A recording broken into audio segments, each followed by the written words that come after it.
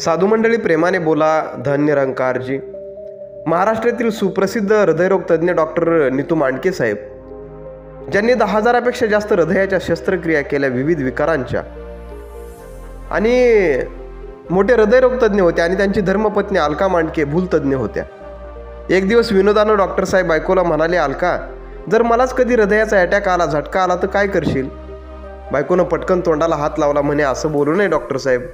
अरे म्हणे, का कुठं लिहिलंय का की डॉक्टरांना झटका येणार नाही, डॉक्टरांना अटॅक येणार नाही, हृदयाचा आजार होणार नाही, असं कुठं लिहिलंय का? म्हणे, नाही म्हणे, लिहिलं नाही, पण असं अभद्र बोलू नये. आता कुठल्या बायकोला वाटतं नवऱ्यानं असं बोलावं म्हणून?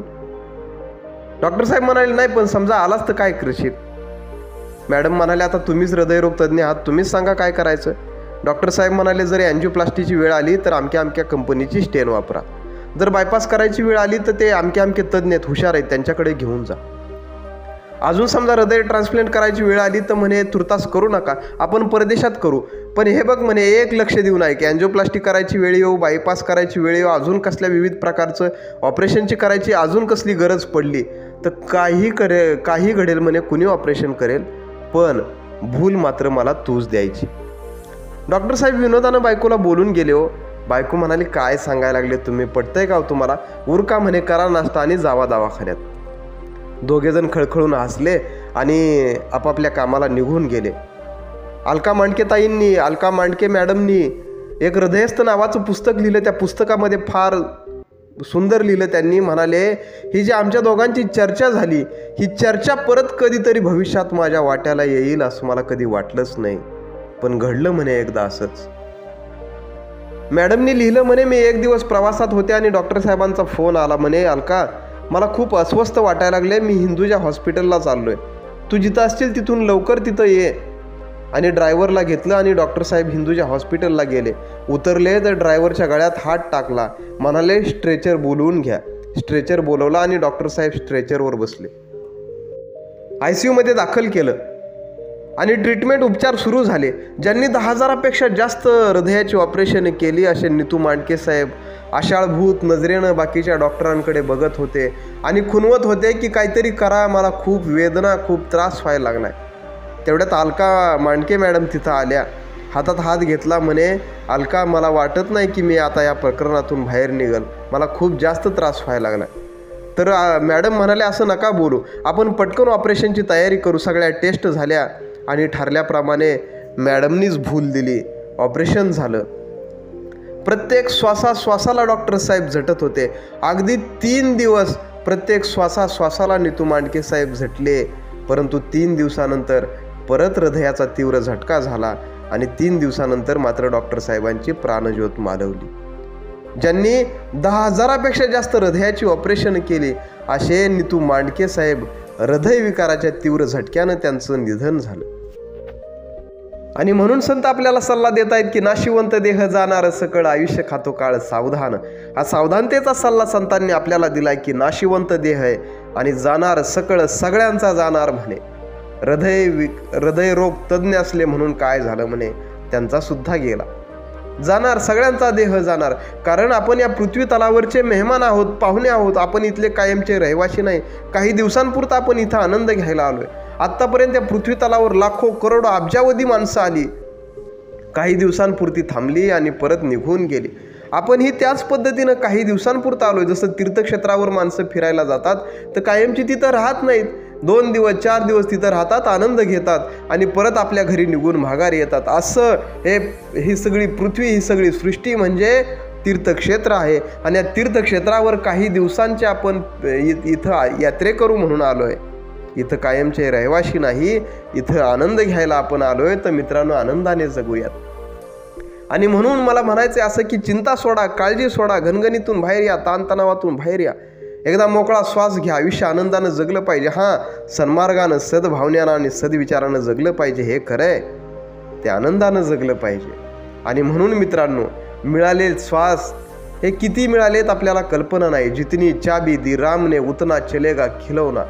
आपल्याला सगळ्याला भगवंतानं चाव्या देऊन या पृथ्वी तलावरती पाठवलंय आणि एका ठराविक कालावधीनंतर आपल्याला दिलेली चावी थांबणार आहे आणि हे खेळणं जागेवर थांबणार आहे. ती चावी संपायच्या आधी आपल्याला सन्मार्गानं, सद्भावनेनं, सद्विचारानं आणि आनंदानं आयुष्य जगून निघायचं. नाहीतर एक स्टेज अशी येते, एक पायरी, एक ठिकाण, एक वेळ अशी येते जिथं आपल्याला असं वाटतं, मी म्हणालो पूर्वीसुद्धा, की मरण दाराशी आल्यावर वाटेल आयुष्य उगाच वाहून गेलं. मरण दाराशी आल्यावर वाटेल आयुष्य उगाच वाहून गेलं. मला जगायचंय पण माझं जगणंच राहून गेलं. जर जगणंच राहून गेलं, हा पश्चाताप जर शेवटी तयार झाला तर काही उपयोग नाही व्हायचा. आणि म्हणून मित्रांनो, भविष्याची काळजी सोडूयात, उद्याचा विचार सोडूयात. जे क्षण आज मिळाले ते पहिले आनंदाने जगूयात आणि भगवंतावर विश्वास ठेवूयात की उद्यापासून भविष्यात सुद्धा माझ्या आयुष्यात काही चुकीचं घडणार नाही, कारण मी तुझ्या आश्रयाला आहोत. आणि मित्रांनो, हे त्रिकालबाधित सत्य आहे. ज्यांनी भगवंताचा आश्रय घेतला, भगवंताच्या आश्रयाला जे म्हणून राहिले, त्यांच्या आयुष्यातला गोंधळ थांबला, त्यांच्या आयुष्यातला ताणतणाव थांबला, अडीअडचणी थांबल्या आणि त्यांना आनंदानं जीवन जगता आलं. ज्यांनी भगवंताला आश्रय बनवला, भगवंताचा ज्यांनी आधार घेतला, त्यांनी आयुष्यातला गोंधळ थांबवला. आणि म्हणून भगवंताच्या आश्रित होऊयात. जे मिळाले क्षण, हे क्षण आपण सत्संगसाठी, सेवेसाठी, सिमरनासाठी, सहकार्याच्या भावनेसाठी, परोपकाराच्या भावनेसाठी, लोकहितासाठी, लोककल्याणासाठी अशा पद्धतीनं आपण व्यतीत करूयात. संसार, घर, प्रपंचाचा गाडा तर सगळ्याला हाकावाच लागतो, तो हाकलाच पाहिजे. पण तो गाडा हाकत असताना आयुष्यातले क्षण आनंदानं न जगता निसटायला नाहीत पाहिजेत. याची रिस्पॉन्सिबिलिटी, याची काळजी मात्र आपण स्वतः घेतली पाहिजे. आणि म्हणून मित्रांनो, चला छोटे छोटे टार्गेट ठेवूयात. उजळलंय ना आज भगवंताच्या कृपेनं माझ्या आयुष्यामध्ये, तर त्याचे आभार मानूयात की भगवंता तुझ्या कृपेनं, तुझ्या आशीर्वादानं उजळलं. आता जो हा दिवस मिळाला आहे, या दिवसामध्ये मला दिवसभर तुझं चिंतन करता यावं. मला असा आशीर्वाद दे की मला दिवसभरामध्ये कुणाची निंदा, नफरत, द्वेष, अहंकार करायचा नाही, कुणाशी भांडण, तंटा, वादविवाद करायचा नाही, कसल्या कुचक्या भावना जोपासायच्या नाहीत, जाती धर्मांच्या भिंती निर्माण करायच्या नाहीत. दिवसभर मी माझ्या घर प्रपंचाचा गाडा हाकण्यासाठी काम करेल आणि कामामध्ये मी राम राम म्हणेल. कामामध्ये काम म्हणा राम राम राम. कामामध्ये काम करत असताना दिवसभर भगवंताचं चिंतन करूया. तू ही निरंकार, मै तेरी शरण हा मैनू बक्षलो. हे चिंतन भगवंताचं दिवसभर करूयात.